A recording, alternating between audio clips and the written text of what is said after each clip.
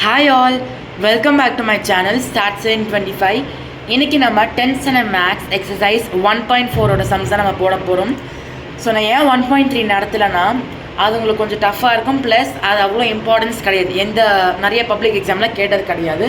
So நான் உங்களுக்கு 1.4 நடத்திட்டு நான் அப்புறம் 1.3 நடத்துகிறேன். அப்போ உங்களுக்கு இன்னும் கொஞ்சம் ஈஸியாகவே இருக்கும். ஓகே, இப்போது 1.4 பொறுத்த வரைக்கும் நமக்கு 4 டைப்ஸ் ஆஃப் ஃபங்க்ஷன்ஸ் இருக்குது. ஓகேவா? ஃபங்க்ஷன்ஸ்னால் என்னென்னு தெரியும், உங்களுக்கு முன்னாடி நான் சொல்லியிருப்பேன் கண்டிப்பாக. ஓகே, இப்போது 4 டைப்ஸ் ஆஃப் ஃபங்க்ஷன்ஸ் இருக்குது. ஓகேவா? இது வந்து நம்ம 1.4 எக்ஸசைஸில் இது ரொம்ப ரொம்ப இம்பார்ட்டன்ட். கண்டிப்பாக இந்த டைப்ஸ் ஆஃப் ஃபங்க்ஷன் ஒரு டைப் ஆஃப் ஃபங்க்ஷனாக கேட்பாங்க. ஃபஸ்ட்டு ஒன் வந்து 1-to-1 ஃபங்க்ஷன். ஓகே, எஃப்யூ நான் போடுறேன். 1-to-1 function. ஓகேவா?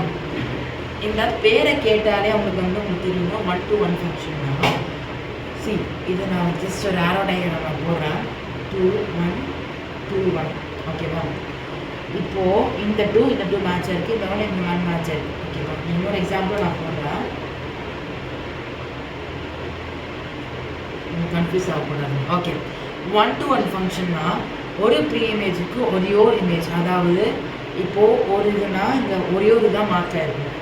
ஏ செட் பி செட், ஏ செட்டில் வந்து பி செட்டில் வந்து ஒரே ஒரு தான் மார்க் ஆகிருக்கும். ஓகேவா? இப்போது ஃபார் எக்ஸாம்பிள் 2க்கு 2 மட்டும் தான் மார்க் ஆகிருக்கு, 1க்கு 2 மார்க் ஆகலை. ஓகேவா?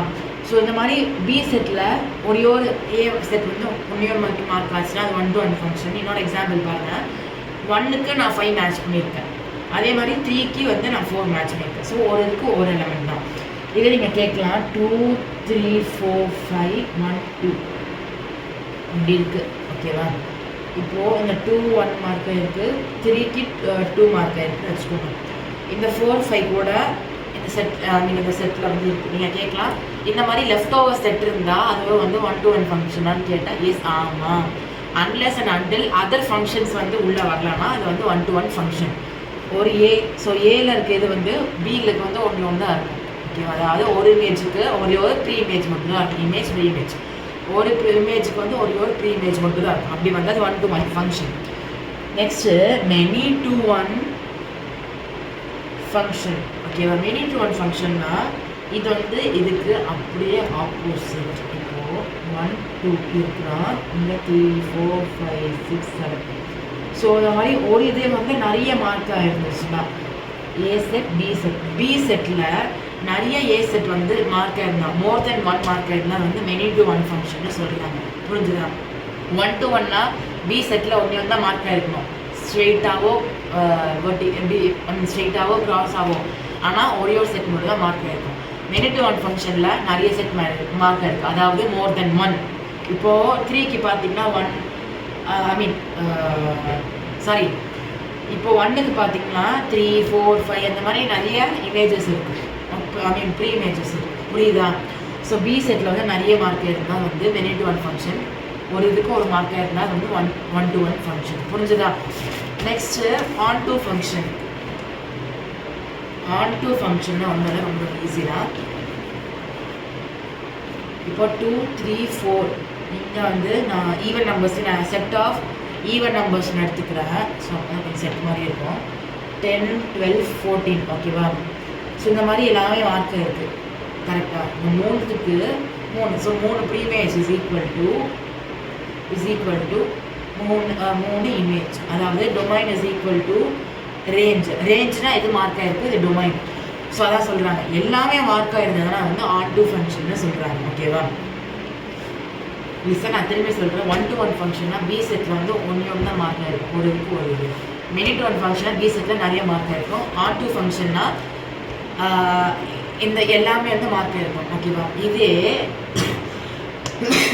into ஃபங்க்ஷன்னா ஒன்றுமே இல்லை.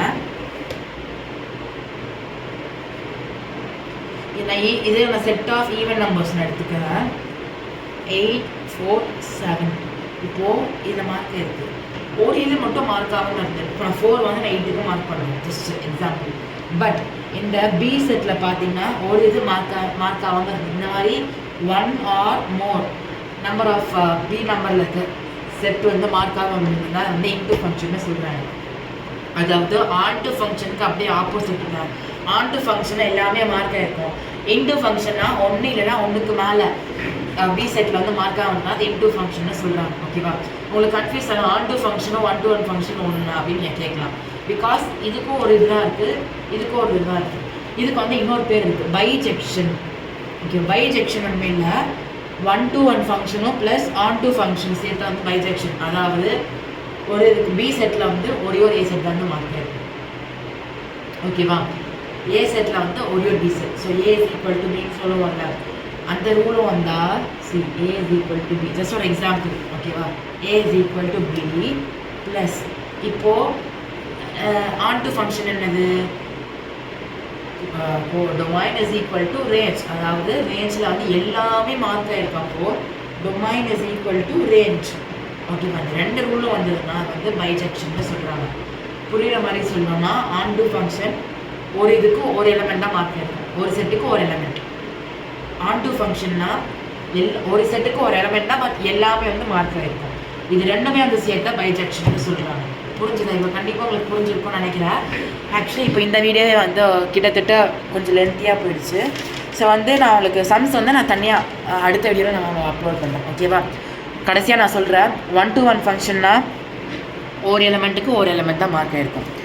மெனி-to-1 ஃபங்க்ஷன்னா பி செட்டுக்கு வந்து நிறைய எலமெண்ட் மார்க் ஆகிருக்கும். இதுவும் பி செட் தான், பட் பி செட்டில் வந்து ஒரு ஏ செட் தான் மார்க் ஆகிருக்கும். ஓகேவா? அதே இது வந்து நீங்கள் மெனி-to-1 ஃபங்க்ஷன் வந்து பி செட்டில் நிறைய மார்க் ஆகிருக்கும். இதுனா ஏல வந்து பி செட்டில் நிறைய மார்க் ஆகிருக்கும். 1-to-1 ஃபங்க்ஷன்னா ஏல வந்து பி செட்டில் ஒரே ஒரு இதான் மார்க் ஆகிருக்கும். புரிஞ்சுதா? ஆன்-டூ ஃபங்க்ஷன்னா ஏ செட்டும் பி செட்டும் ஈக்குவலாக இருக்கும், அதாவது எல்லாமே வந்து மார்க் ஆகிருக்கும். இன்டூ ஃபங்க்ஷன்னா ஏ செட்லேருந்து பி செட், அதாவது ஒன்று. இப்போது நான் இன்டூ ஃபங்க்ஷன் இன்னொரு எக்ஸாம்பிள் தரேன்.